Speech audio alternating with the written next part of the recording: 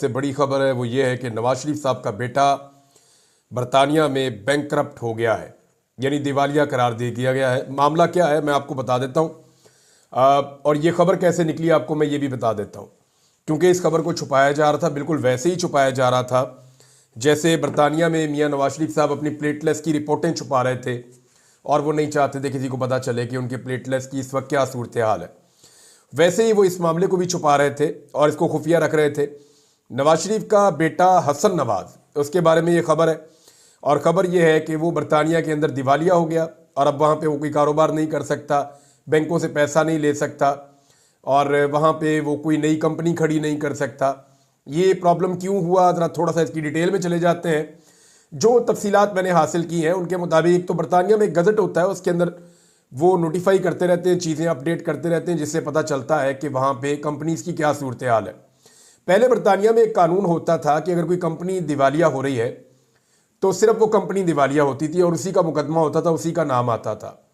लेकिन अब ये बरतानिया में एक नई प्रैक्टिस है कि अब जो कंपनी है उसके साथ उसके मालिकान को या उसके जो डायरेक्टर्स हैं या जो मेन लोग हैं जो वो कंपनी बना रहे हैं, चला रहे हैं, उनको भी शामिल किया जाता है। तो यहाँ कुछ डॉक्यूमेंट्स आए और बरतानिया का जो सिस्टम है उसके अंदर इसको हाईलाइट किया गया और ये बताया गया। और ये खबर किसी सहाफ़ी ने नहीं निकाली, मैं आपको ये कंफर्म कर दूं। एक तो मैं आपको ये बता दूं कि बरतानिया में जितने सहाफ़ी हैं उन सबको शर्म आनी चाहिए, जो एवन फील्ड के बाहर मियाँ नवाज शरीफ साहब की चाकरी करते हैं, जो पाकिस्तान तहरीक इंसाफ के लोग या ओवरसीज़ पाकिस्तानी जो आम शहरी हैं वो भी जब एहतजाज करने के लिए आए तो उनके चेहरों के ऊपर कैमरे फिट कर देते हैं और उनके ऊपर दिन रात तनकीद करते हैं, उनके ऊपर दिन रात अटैक करते हैं। मैं उन सहाफ़ियों की बात कर रहा हूं जिन्होंने नवाज शरीफ से कभी कोई सख्त सवाल नहीं किया। मैं उन सहाफ़ियों की बात कर रहा हूं जिन्होंने नवाज शरीफ से कभी नहीं पूछा कि आप जाली फार्म 47 पे आपने हुकूमत क्यों बनाई। किसी ने नहीं पूछा कि यास्मीन राशिद एक कैंसर ज़दा पेशेंट को जेल में आपने रखा हुआ है, 70,000 की लीड से आप हार गए थे, आपने ये सीट क्यों ली। किसी ने नहीं पूछा कि पाकिस्तान में जुल्म जबर और फस्तायत क्यों हो रही है। ये सारे सहाफ़ी वहाँ जाते हैं और ऐसा लगता है कि नवाज शरीफ की नौकरी करते हैं। इनमें से किसी ने भी इस खबर को ब्रेक नहीं किया। ये खबर एक ओवरसीज पाकिस्तानी ने निकाली और इसका जो क्रेडिट है मैं वैसे पूछ लूंगा, अगर वो कहेंगे कि मेरा नाम ले लो तो मैं उनका नाम ले लूंगा, लेकिन मैं ये बताता हूं कि नवाज शरीफ साहब को शुक्रिया किसका अदा करना चाहिए इस खबर के लिए, तो वो आबिद शेर अली का शुक्रिया अदा करे जिसकी वजह से मामला यहां तक पहुंचा। बहरहाल ये खबर आ गई और ये एक आम पाकिस्तानी ने खबर निकाली है और खबर निकालने के बाद उसने फिर इसको जहां जहां देना था वहां पे दिया और अब मामला आपके सामने है। मामला यह है कि नवाज शरीफ का बेटा जी वहां पे कारोबार करता था और उसके कारोबार के ऊपर जो एड्रेस लिखा हुआ है, नवाज शरीफ के अपने बेटे का जो एड्रेस लिखा हुआ है वो भी हाइट पार्क एवन फील्ड का लिखा हुआ है, नवाज शरीफ के घर का। अच्छा, पाकिस्तानी मीडिया ने भी जो खबर चलाई है ना उसमें नवाज शरीफ के गलत बेटे का नाम लिया है, हुसैन नवाज कह रहे थे, एक्चुअली ये हसन नवाज है, नवाज शरीफ का दूसरा बेटा है। अच्छा, अब मामला ये हुआ कि इन्होंने टैक्स चोरी शुरू कर दी। नवाज शरीफ के बेटे ने बरतानिया में टैक्स चोरी की है, टैक्स जमा नहीं करवा रहा था।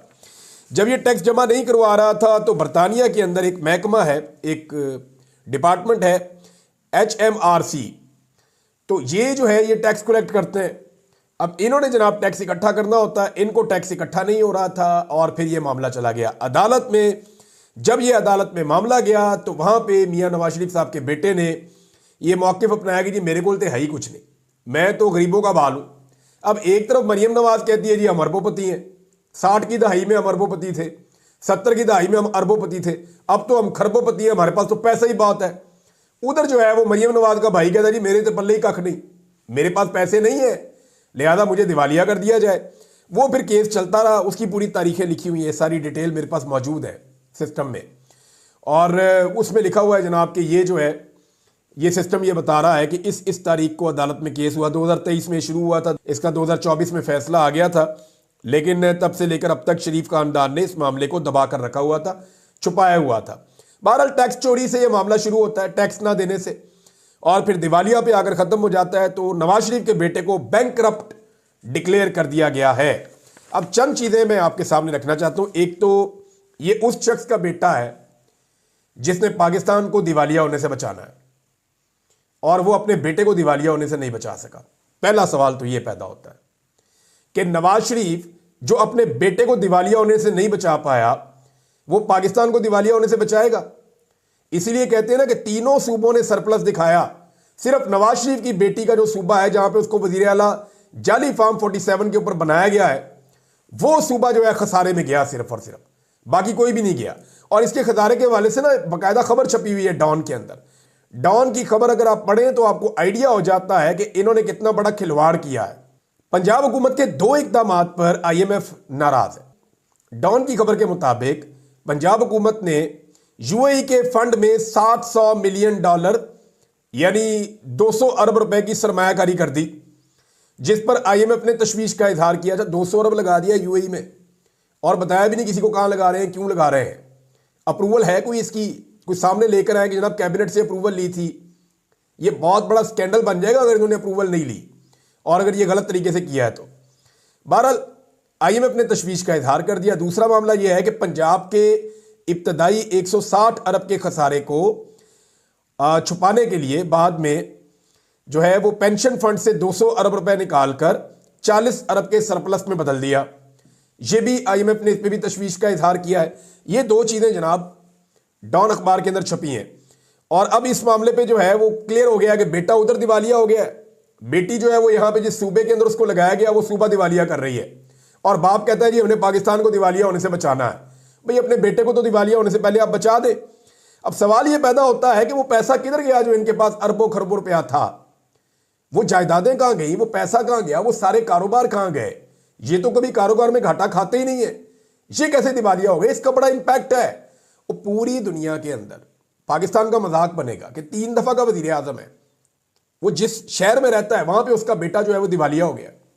और ये दिवालिया जो है ये पाकिस्तान का मजाक होगा, ये इनका इखलाकी दिवालियापन है।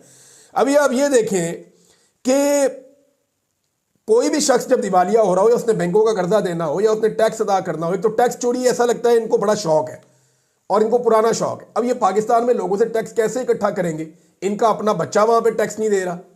यानी आप बरतानिया में जहां पे आप रहते हैं, जो आपका मुल्क है, वहां पे आप टैक्स नहीं दे रहे, जहां पे आपके बच्चे शहरी हैं वहां पे आप टैक्स नहीं दे रहे, तो यहां आप पाकिस्तानियों को कहते हैं जनाब टैक्स जमा कराओ, खुद आप टैक्स चोरी करते हैं।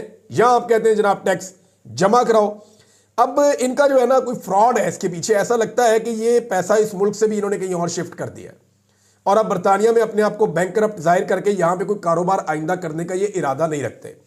नवाज शरीफ साहब को तो चाहिए था कि अपनी प्रॉपर्टी बेच के या अपने जो अरबों खरबों के असासे हैं उनमें से पैसे निकाल के वो अपने बेटे को देते कि जाओ बेटा अच्छे बच्चों की तरह टैक्स जमा करवाओ, तुम्हें तो अच्छा शहरी बनना है, तुम्हें तो अच्छा इंसान बनना है, हमारी इखलाकियात तो बुलंद होनी चाहिए, हमें तो हाई मॉरल ग्राउंड्स के ऊपर होना चाहिए। लेकिन नवाज शरीफ ने अपने बेटे को पैसे नहीं दिए टैक्स जमा करवाने के, उल्टा उसकी कंपनी जो है वो बैंकरप्ट करवा दी है, बल्कि वो खुद भी बैंकरप्ट हो गया है। कोई गया गुजरा बंदा भी हो ना तो वो किसी ने बैंक के पैसे देने हो तो वो अपने रिश्तेदार मिलकर मदद कर देते हैं, लेकिन यहां किसी ने नहीं किया। तो जनाब पैसा दे के दिवालिया होने से भी नहीं बचाया और बिल्कुल वैसे ही छुपाया जैसे प्लेटलेस की तरह छुपाते हैं। और बरतानिया के सहाफियों को मैंने आपको पहले बता दिया कि उनका इसके अंदर कोई रोल नहीं है, उन्होंने इसके अंदर किसी किस्म का कोई किरदार अदा नहीं किया, बल्कि जब ये खबर आ गई सोशल मीडिया पे तो फिर मजबूरन बेचारों ने सबने इस खबर को चलाया और वो भी अब ऐसा एक बयानिया बना रहे हैं कि किसी तरह इसको डाउन किया जाए। लेकिन अब ये डाउन होगा नहीं। नवाज शरीफ का बेटा दिवालिया हो चुका है और इसके पॉलिटिकल असरात आएंगे, क्योंकि ये पाकिस्तान को दिवालिया होने से नहीं बचा सकते अगर ये खुद अपना कारोबार दिवालिया करवा चुके हैं बरतानिया जैसे मुल्क में जहां लोग मुनाफा कमा रहे हैं। एक तो नाज़रीन आप ये ले लें। दूसरा देखें, एक मामला और उठा हुआ है और लोग उस पर बहुत गुस्से में। सोशल मीडिया के ऊपर सिर्फ पाकिस्तान में नहीं दुनिया की और जगहों पर भी एक कंपेन चल रही है कि सऊदी अरब के अंदर एक कॉन्सर्ट हुआ है और वो जो एक म्यूजिकल टाइप का प्रोग्राम है, वो फैशन शो टाइप का है, उसके जो मनाजिर सोशल मीडिया पे आ रहे हैं वो सऊदी अरब को सूट नहीं करते।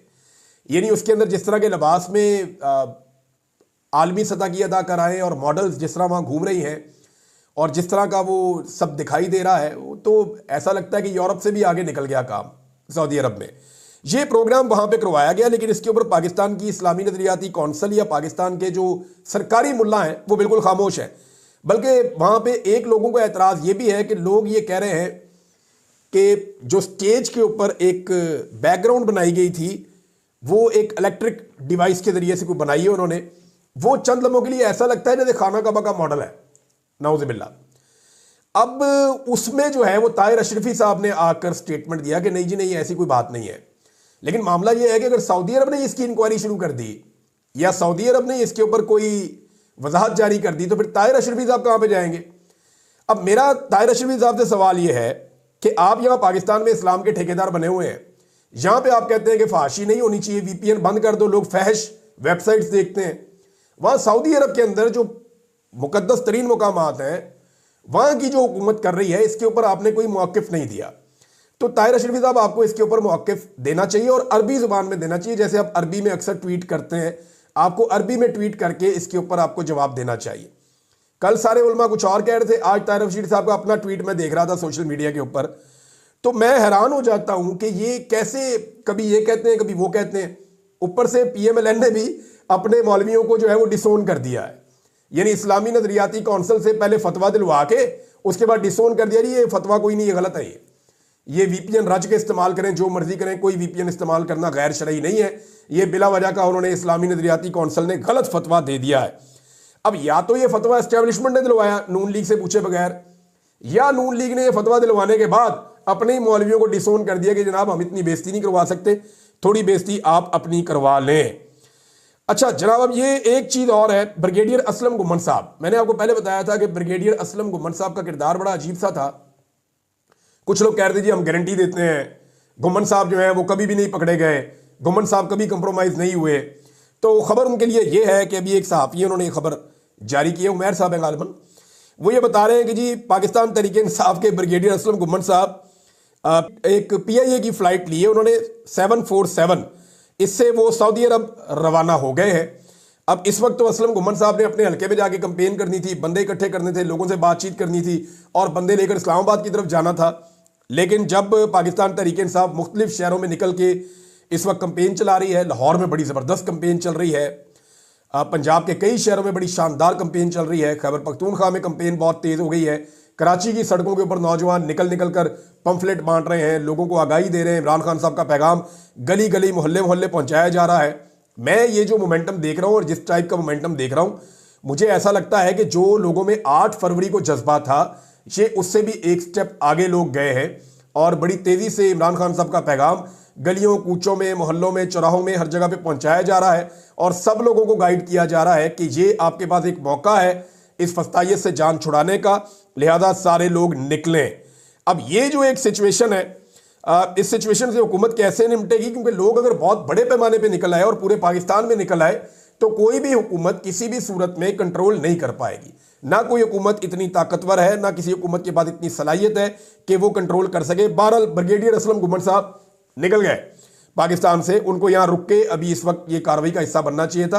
हो सकता है 2-3 दिन में वापस आ जाए, लेकिन ये 2-3 दिन उनको स्पेंड करने चाहिए थे अपने हल्के के अंदर अपने लोगों के साथ, ताकि वो लोगों को इकट्ठा करें। खैबर पख्तूनख्वा ने जो अभी तक एक मंदी बनाई, वहां से आने वाले काफिलों ने कुछ एरियाज और भी हैं जहां से वो एंटर होंगे इस्लामाबाद में, लेकिन मोटरवे में जो काफिले आएंगे वो 3-4 रस्तों से आएंगे। एक काफिले को अली अमीन गंडापुर जो है वो उसको लीड करेंगे, एक काफिला वहां से अली अमीन के भाई जो हैं वो और शेर अफजल मरवत और दीगर कुछ और लीडर ये डीए खान वाली साइड से आएंगे, और कुछ काफिले जो हैं वो मालाकंड वाली साइड से आएंगे और वो उतरेंगे यहाँ से मोटरवे के ऊपर शेर खान इंटरचेंज से, जबकि कुछ काफिले जो हैं वो आएंगे बुरहान इंटरचेंज पे जो हज़ारा से निकलेंगे। तो जहाँ पे रुकावट लगाएगी हुकूमत, वहाँ पे लड़ाई शुरू हो जाएगी और बहुत बड़े पैमाने पे लोग इकट्ठे होकर इस्लामाबाद की जानिब बढ़ेंगे 24 तारीख को, और ये चीज़ें बहुत क्लियर होती चली जा रही हैं। हुकूमत जो है उन्होंने भी अब क्रैकडाउन कुछ शुरू कर दिया है, कुछ लोग जो है वो दोस्ताना गिरफ्तारियां भी दे रहे हैं, उसके कुछ मनाजिर हमने देखे, अभी मैं नाम लेना नहीं चाहता, लेकिन आने वाले दिनों में इन तमाम लोगों के नाम आपको मिलने शुरू हो जाएंगे। अच्छा जी, एक बात और की है और वो की है सुहेल वड़ाई साहब ने, उन्होंने कहा जी कि फौज को जो है ना वो नून लीग की ज़रूरत उनकी ख़त्म हो गई है, और क्योंकि आईनी तरमीम उन्होंने करवानी थी और उसके बाद उन्होंने वो कानून करवाना था और आर्मी चीफ की एक्सटेंशन भी हो गई है, तो उनकी दिलचस्पी अब ख़त्म हो गई है नून लीग में और अब उन्हें इनसे कोई काम रहा नहीं। पहले वो लाठियाँ लूठियाँ जो चल रही थी, एस्टेब्लिशमेंट चलवा रही थी, लाठियाँ मार रही थी, अब इस वक्त उनको लाठियाँ मारने की ज़रूरत नहीं है लोगों को, क्योंकि नून लीग ने जो करवाना था उनसे वो काम करवा लिया गया है और अब फ़ौज के हक़ में मज़ीद बयानियाँ नहीं बना रही नून लीग, यानी अपनी सियासी कुव्वत को वो फ़ौज के हक़ में पंजाब में इस्तेमाल नहीं कर रही। हाँ, सिर्फ ये है कि जो लोग वजारतों में बैठे हुए वो रोडला वोडला डालते हैं, शोर शुरू मचाते हैं, कुछ लोग बैंड शैंड डालते रहते हैं पाकिस्तान टेलीविजन के ऊपर बैठ के। लेकिन एक्चुअली जो एक बयानिया नून लीग की जमात को बनाना चाहिए, वो एस्टेब्लिशमेंट के लिए बयानिया बनाने में अभी तक मुस्लिम लीग नून पूरी तरह से नाकाम है, बल्कि उल्टा एस्टेब्लिशमेंट के खिलाफ बयानिया बनाते हैं। नवाज शरीफ साहब जब बोलते हैं वो जनरल बाजवा को और फैज अमीर को ठोक देते हैं, तो वो उल्टा उससे जो है वो फौज को नुकसान होता है। अब जब जो है वो ख्वाजा साद रफीक जो है उन्होंने दोबारा से फौज के खिलाफ कट्टा खोल दिया।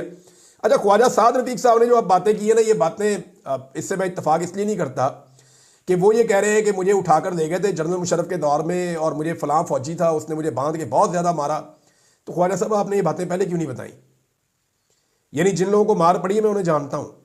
ज़ईम हुसैन कादरी को बहुत मार पड़ी थी, जावेद हाशमी साहब को बहुत मार पड़ी थी। आपको तो ख्वाजा साहब, मेरे पास ऐसे गवाह हैं जिन्होंने आपको परवेज इलाही के साथ बैठे हुए देखा, और वो भी नीचे बैठे हुए देखा, और आपका कारोबार भी चल रहा था, आपकी सारी चीज़ें चल रही थी ख्वाजा साद रफीक साहब। अब आप रंगबाजी कर रहे हैं, आप ये कह रहे हैं कि जनाब मैंने बड़ी मार खाई है। मैंने खुद आपको नीला गुंबद पे जब नून लीग एहतजाज कर रही थी तो पुलिस के आने से पहले आपको टेलीफोन आता है, आपका बंदा इशारा आपको करता है और आप निकल जाते हैं, और साथ ही थोड़ी देर बाद पुलिस की रेड हो जाती है। तो ख्वाजा साहब आपने तो मिलजुल के ही किया सारा काम हमेशा परवेज मुशर्रफ के दौर में। हाँ, जिन लोगों ने मारे खाई उनको नवाज शरीफ ने फ़ोन किया और कहा कि आप कल को गवर्नर बनेंगे, आप कल को वजीर आला बनेंगे। उनकी बीवियों को टेलीफोन करके नवाज शरीफ ने और शहबाज शरीफ ने कहा, और बाद में उनको MPAs भी नहीं बनवाया। मुझे वहीद गुल साहब ने अपने मुंह से कहा था कि जनाब मारे हमने खाई कारकुनों ने, और ओहदे सारे ये ले जाते हैं। तो ख्वाजा साहब अब आप ये बातें पता क्यों कर रहे हैं? ताकि इस वक्त एस्टेब्लिशमेंट जो भी पाकिस्तान तहरीक इंसाफ के साथ कर रही है आप उसको जस्टिफाई कर सकें कि जनाब हमने भी तो मारे खाई हुई हैं।